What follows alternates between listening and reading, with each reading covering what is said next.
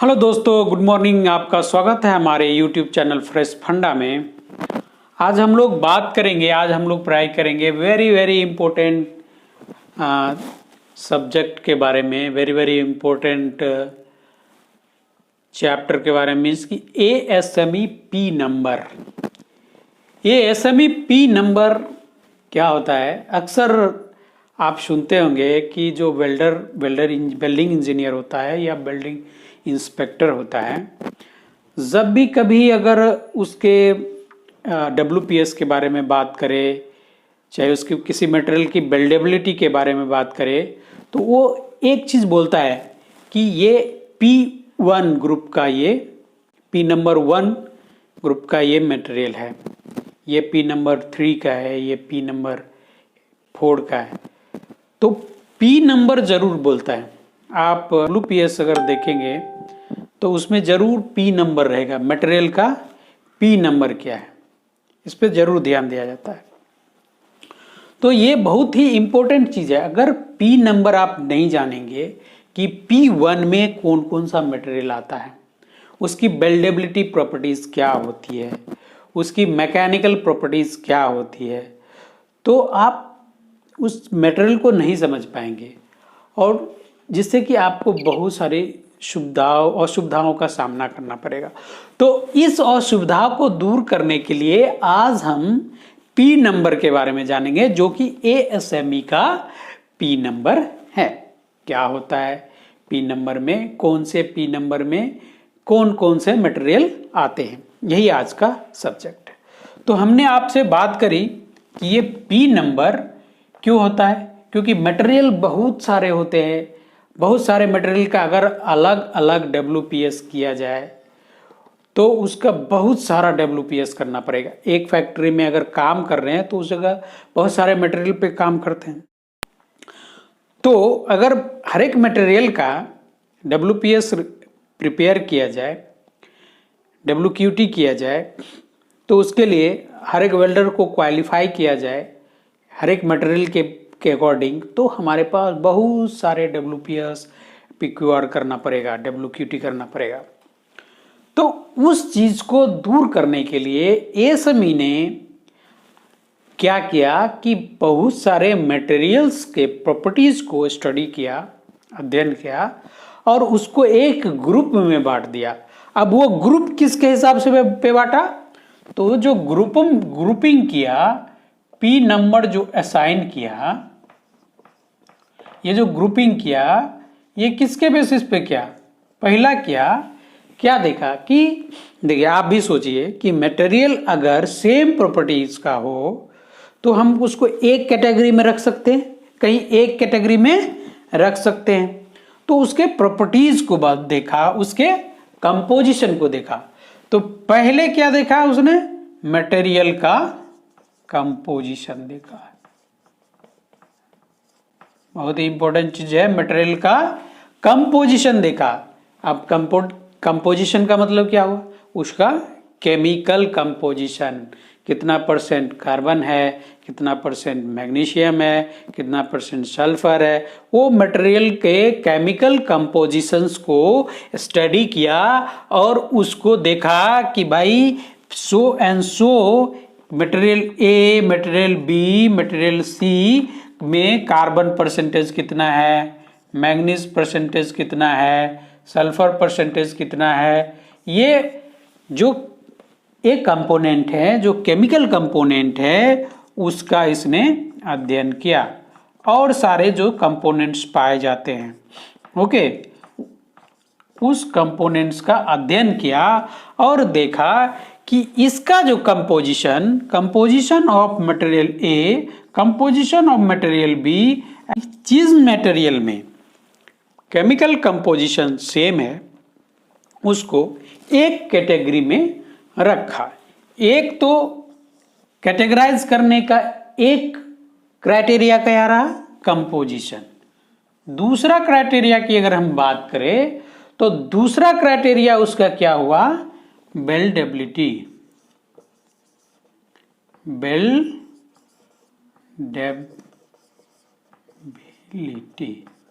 दूसरा क्राइटेरिया क्या हुआ उसका? वेल्डेबिलिटी। अब बेल्डेबिलिटी का मतलब क्या हुआ?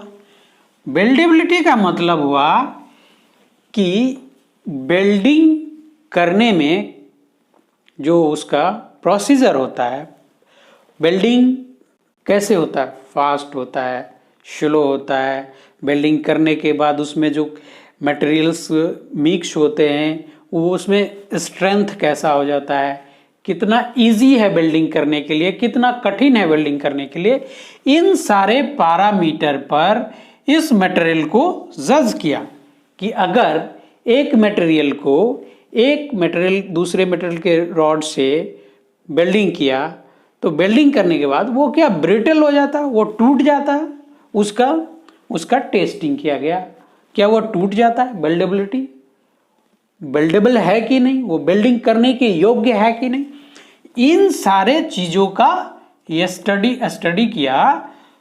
फिर मटेरियल ए, मटेरियल बी और मटेरियल सी, और उसके बेसिस पे उन्होंने डिसाइड किया कि किस मटेरियल को किस कैटेगरी में रखा जाए। तो पहला तो हमने बताया कि पी नंबर डिसाइड करने का क्या क्राइटेरिया है, एक कंपोजिशन में मैंने बताया, दूसरी वेल्डेबिलिटी, वो कितना इजीली वेल्डिंग होता है, वेल्डिंग करने के बाद उसका क्या स्ट्रेंथ होता है, उसका स्ट्रेंथ बढ़ जाता है, ब्रिटल हो जाता है, कैसा हो जाता है, वो वेल्डिंग करने योग्य है कि नहीं है, इन चीजों का स्टडी किया जो कि वेल्डेबिलिटी के अंदर आता है। उसके बाद एक और क्राइटेरिया उन्होंने सेलेक्ट किया, वो क्या किया, मैकेनिकल प्रॉपर्टीज।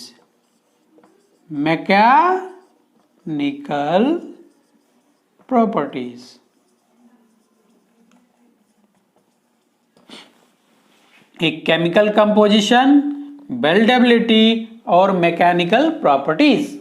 अब मैकेनिकल प्रॉपर्टीज में क्या है, मैकेनिकल प्रॉपर्टीज में इसका स्ट्रेंथ देखा, कैसा है, ब्रिटल है, हार्ड है, यील्ड स्ट्रेंथ कितना है, टूट जाएगा, जल्दी टूटेगा, नहीं टूटेगा, ये इसका मैकेनिकल प्रॉपर्टीज है। तो इनके मैकेनिकल प्रॉपर्टीज को ये स्टडी किया। दूसरा मशीनेबिलिटी,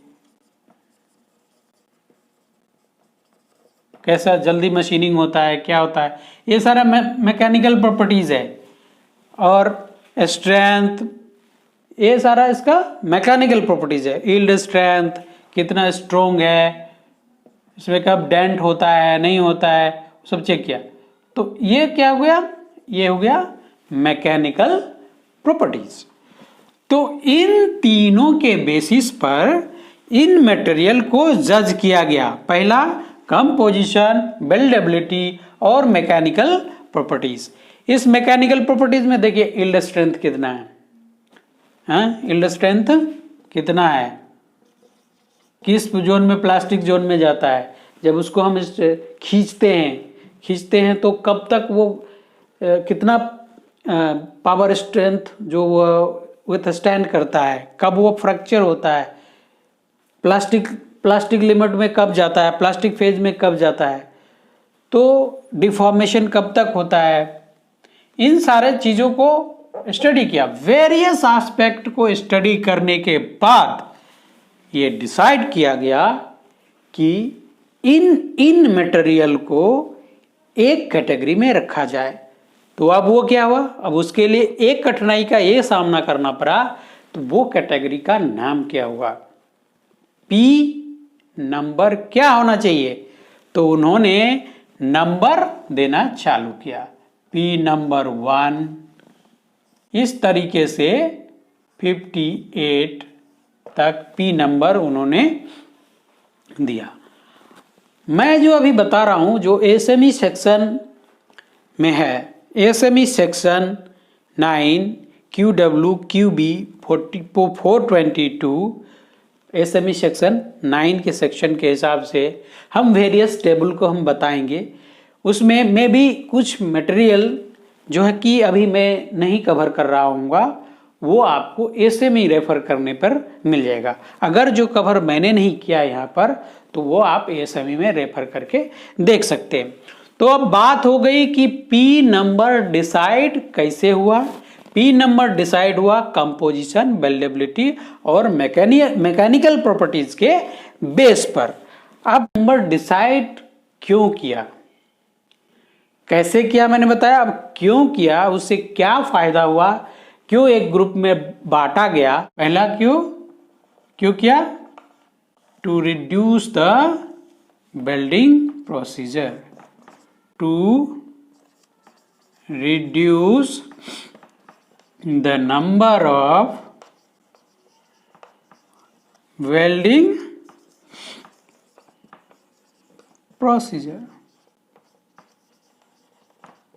मैंने पहले ही आपको बताया कि वेल्डिंग प्रोसीजर जो होगा, वो वेल्डिंग प्रोसीजर को रिड्यूस करने के लिए ये कि नंबर ऑफ, मैंने बताया ना कि जितना नंबर ऑफ मटेरियल्स रहेंगे उतने टाइप के हमको वेल्डिंग प्रोसीजर बनाना पड़ेगा, क्योंकि बिना वेल्डिंग प्रोसीजर के हम तो वेल्डिंग कर ही नहीं सकते हैं। WPS, बिना WPS का हम कोई भी वेल्डिंग कर ही नहीं सकते, PQR कर ही नहीं सकते हैं, वेल्डर को क्वालिफाई कर ही नहीं सकते। तो वेल्डिंग प्रोसीजर को रिड्यूस करने के लिए मटेरियल को एक ग्रुप में बांटा गया।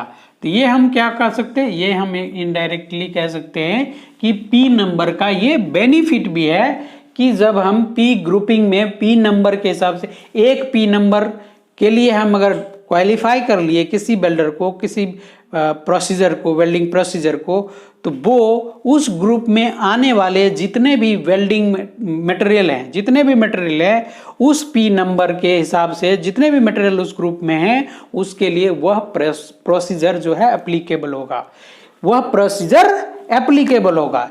इसीलिए एक तो फायदा हमको हो गया कि वेल्डिंग प्रोसीजर हमारा रिड्यूस हो गया, to reduce the welding procedure number, welder performance qualification. दूसरा क्या किया, to reduce the welder performance qualification.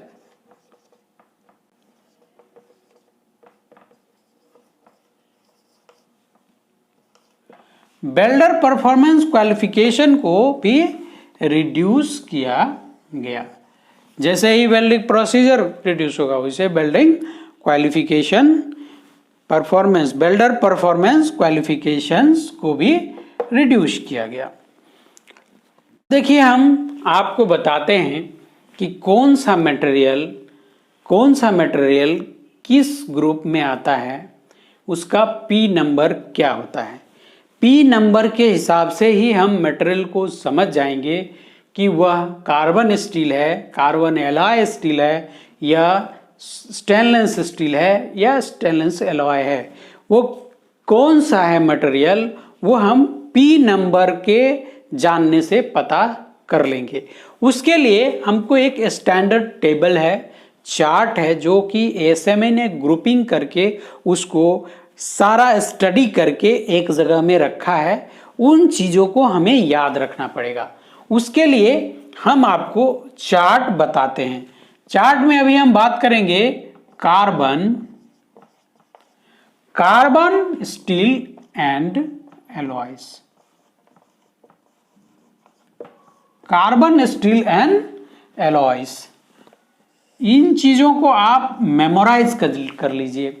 जब तक आप इनको मेमोराइज नहीं करेंगे तब तक आपको पता नहीं चलेगा, क्योंकि आप तो स्टडी कर नहीं सकते, साइंटिस्ट तो आप हैं नहीं कि आप एक एक मटेरियल का निकालेंगे प्रॉपर्टीज, फिर उसको स्टडी करेंगे, फिर उसको ग्रुप में डिवाइड करेंगे। ऐसा नहीं कर सकते।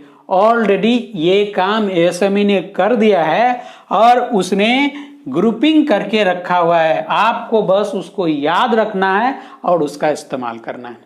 तो हम आज बात करते हैं पी नंबर 1। पी नंबर 1 किन किन मटेरियल को दिया गया उसका एक लिस्ट है। मैं वो लिस्ट लिखने जा रहा हूं, उस लिस्ट को आप ध्यान रखेंगे और याद रखेंगे कि P नंबर 1 किन किन मटेरियल का है, जो कि कार्बन स्टील एलॉय में आता है। उसका ग्रेड क्या है, स्पेसिफिकेशन क्या है, उसका स्पेसिफिकेशन क्या है, स्पेक नंबर, उसका स्पेक नंबर्स यहाँ लिखेंगे। फिर लिखेंगे टाइप एंड ग्रेड, टाइप और ग्रेड, कौन सा ग्रेड का मटेरियल है, और उसका प्रोडक्ट टाइप। आप चाहिए तो आप इसको नोट कर लीजिए, या इसको पॉज कर लीजिए, या स्क्रीनशॉट ले लीजिए, लेकिन आप इसको याद रखिए। जब तक आप इसको याद नहीं रखेंगे, आपके लिए कुछ बेनिफिशियल नहीं है, कोई फायदेमंद नहीं है, कोई फायदा नहीं देगा आपको जब तक कि आप इसको याद नहीं रखें। अगर आप इसको याद रख लेंगे तो आप इमीडिएट बता सकते हैं, जब भी कोई वेल्डिंग इंस्पेक्टर या वेल्डिंग इंजीनियर आपसे बात करेगा, आप इमीडिएट बताएंगे कि ये, कोई अगर आपसे पूछेगा कि ये क्या WPS इसके लिए एप्लीकेबल है, तो आप इमीडिएट बताएंगे यस, अगर ये मटेरियल है तो इसके लिए ये पी नंबर का ये मटेरियल है, तो इसके लिए ये WPS एप्लीकेबल है। तो चलिए अब हम बात करें P नंबर 1 में कौन कौन सा आता है, उसका ही हम सिर्फ बात कर रहे हैं अभी ध्यान रखिएगा। P नंबर 1 किसको दिया गया है, कार्बन स्टील एंड एलॉयज की बात कर रहे हैं, कार्बन स्टील एंड एलॉयज की बात कर रहे हैं। तो हम A36, देखिए ये हम जब भी काम कर रहे होते हैं तो हमारे सामने ये गुजरता है, ये स्पेक का मटेरियल, स्पेसिफिकेशन का मटेरियल हमारे सामने गुजरता है। हम ड्राइंग में बार बार देखते हैं A36 लिखा रहता है BOM में, मटेरियल स्पेसिफिकेशन में जब देखेंगे उसके सामने A36 और ग्रेड लिखा रहता है। अभी आप समझेंगे कि A36 किस P नंबर का है, P नंबर 1 का है, और वो क्या चीज है, कार्बन स्टील एंड एलॉय है। A36 जैसा ही आप लिखा देखेंगे स्पेसिफिकेशन में, आपके दिमाग में दो चीजें दौड़ना चाहिए कि वो कौन सा P नंबर 1 P का है, SME का P नंबर क्या है, तो तुरंत इमीडिएट आना चाहिए 1, और जैसे ही 1 आया आपके दिमाग में तुरंत आना चाहिए कि कौन सा मटेरियल है। मटेरियल क्या है, कार्बन स्टील, ठीक है। तो ये है स्ट्रक्चरल शेप प्लेट, ये प्रोडक्ट का ग्रेड, यहां स्ट्रक्चरल शेप प्लेट, देखिए एक जादू है, स्ट्रक्चरल शेप्स प्लेट है। जैसे A36 में आप देखे होंगे स्ट्रक्चर का मटेरियल, जब हम लोग बनाते हैं, ड्राइंग देखते हैं, रेफर करते हैं, तो इंजीनियरिंग डिपार्टमेंट को तो पूरी पता रहती है, वो तो पूरा सर्वे करके डालता है कि ये कौन सा मटेरियल है, इसका ग्रेड क्या है, वो सब पता करके डालता है। लेकिन हमको जो वर्कशॉप में है, शॉप फ्लोर में है, उनको तुरंत पता चलना चाहिए कि A36 जैसे ही दिखा वो क्या है, स्ट्रक्चरल शेप प्लेट है, प्लेट, और उसका स्पेसिफिकेशन क्या है, कार्बन स्टील है, कार्बन स्टील, और P नंबर क्या है, 1 है। अब चलते हैं A53 की बात करें, क्या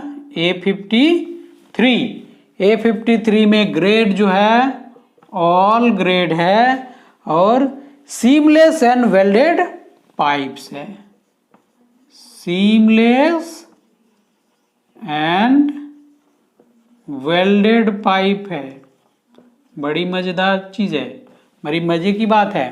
पहले तो हम प्लेट के बारे में देखें, A36 प्लेट है, और A53 हो गया तो वो पाइप हो गया, सीमलेस एंड वेल्डेड पाइप, वो भी क्या, कार्बन स्टील एंड एलॉय, ठीक है। A53 हो गया। A105 जैसे ही लिखा हम देखेंगे, और सभी का P नंबर क्या है, अभी जितना भी चार्ट लिखेंगे यहां से यहां तक, सभी का P नंबर 1 रहेगा। A105 जैसे ही देखे, ये क्या हो गया, ये हो गया फोर्जिंग्स। ये क्या हो गया, फोर्जिंग्स।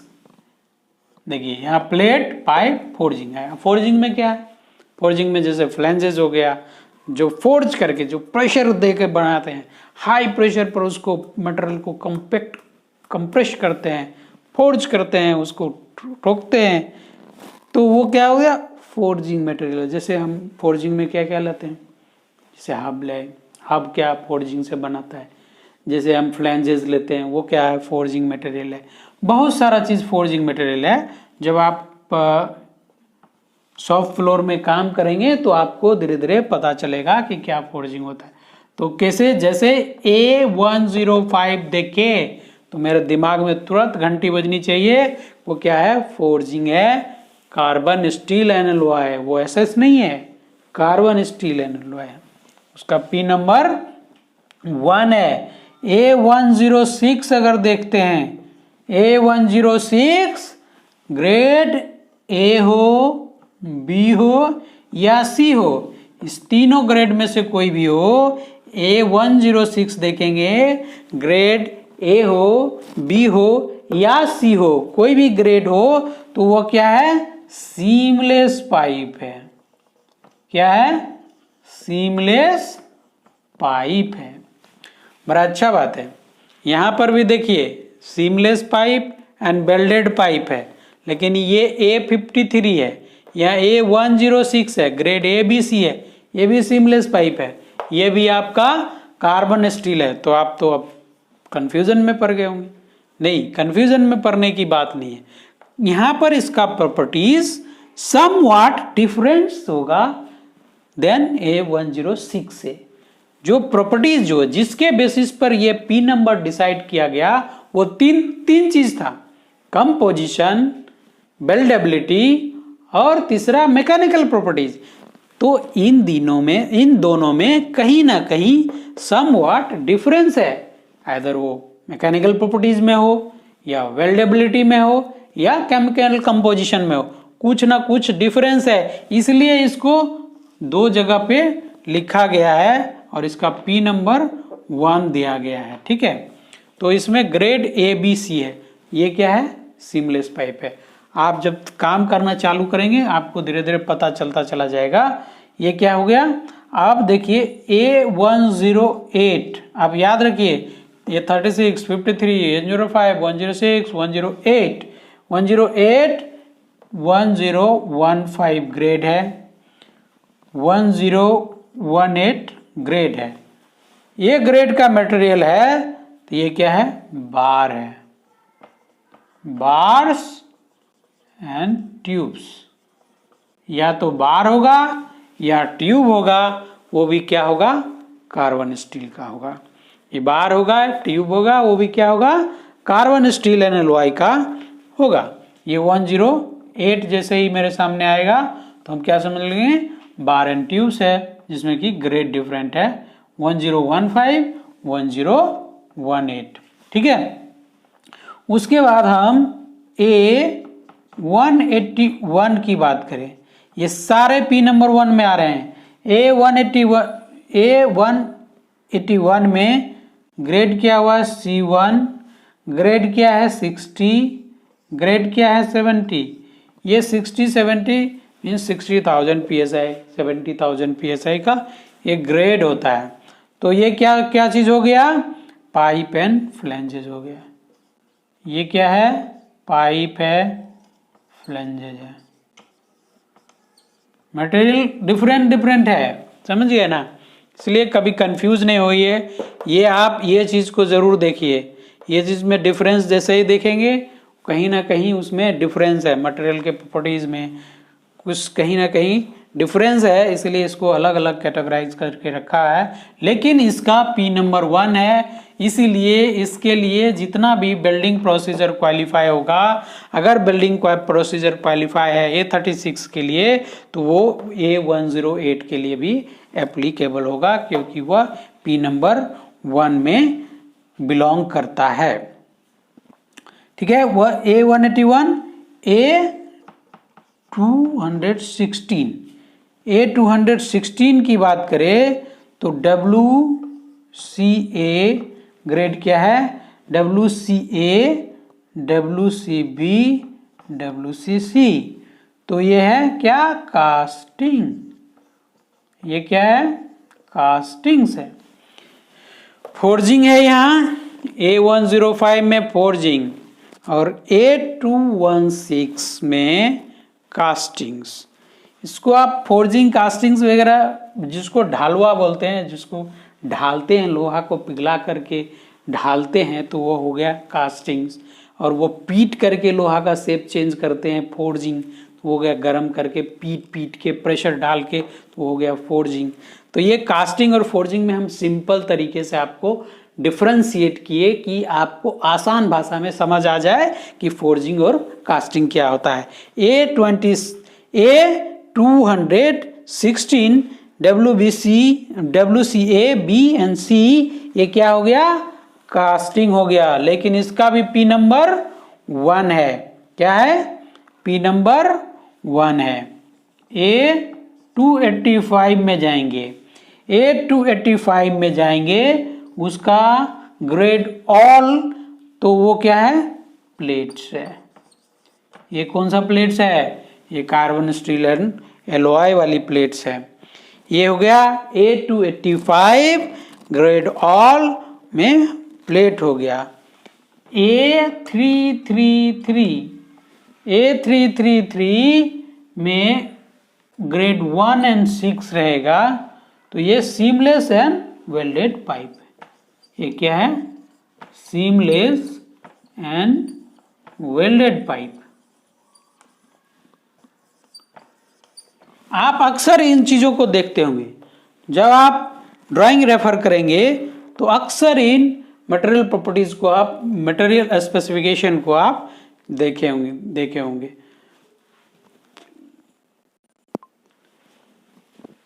A333 को देखे, ग्रेड 1 6। अब हम देखते A334 ग्रेड 1 एंड 6। ये भी है सीमलेस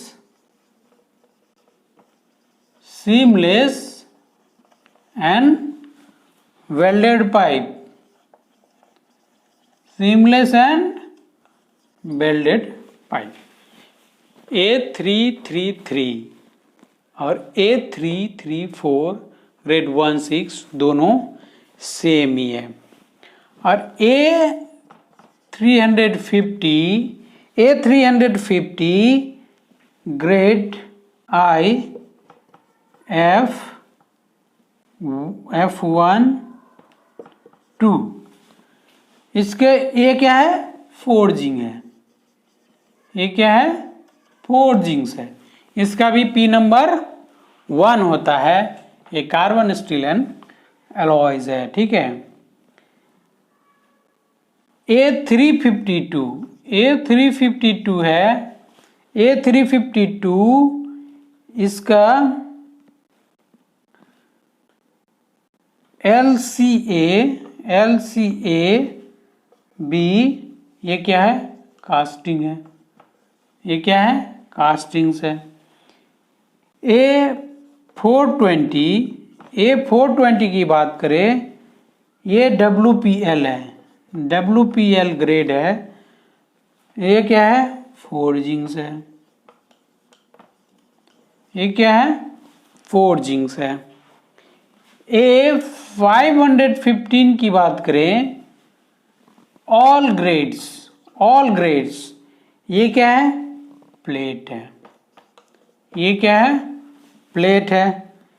A516 ग्रेड ऑल, ये भी क्या है, प्लेट्स है। ये क्या, कार्बन स्टील प्लेट्स है, कार्बन स्टील एंड एलॉय का प्लेट्स। तो ये सारे जो A36 से लेकर A516 तक जो भी बताया मटेरियल, वो सारा मटेरियल आपका P नंबर 1 है। उसका क्या नंबर है, P नंबर 1 है। तो इन चीज़ों को आप अच्छी तरीके से याद रखिए। इस चार्ट को आप पूरी तरीके से याद कर लीजिए कि P नंबर 1 में क्या क्या आता है और इसे अच्छे तरीके से मेमोराइज कर लीजिए। आज हम इस क्लास को यहीं पर एंड करते हैं। आपको बहुत बहुत आभार इस वीडियो को देखने के लिए। हमारे चैनल को ज़रूर से ज़रूर सब्सक्राइब कर लें ताकि हमारे द्वारा बनाए गए टेक्निकल सारी वीडियोस आपको मिले। कुछ ना कुछ आपको समझ में आता ही होगा और कुछ आप इससे जानकारी प्राप्त कर पाएंगे। और बेल आइकन को दबाना ना भूलें ताकि हमारे द्वारा डाले गए वीडियोस का नोटिफिकेशन आपके पास आए ताकि आप उन वीडियो को देख सकें। हम वीकली एक वीडियो डालते हैं, अगले वीक में फिर हम इसी को कंटिन्यू करेंगे और आपके लिए आगे वीडियो लेकर आएंगे। Thank you very much.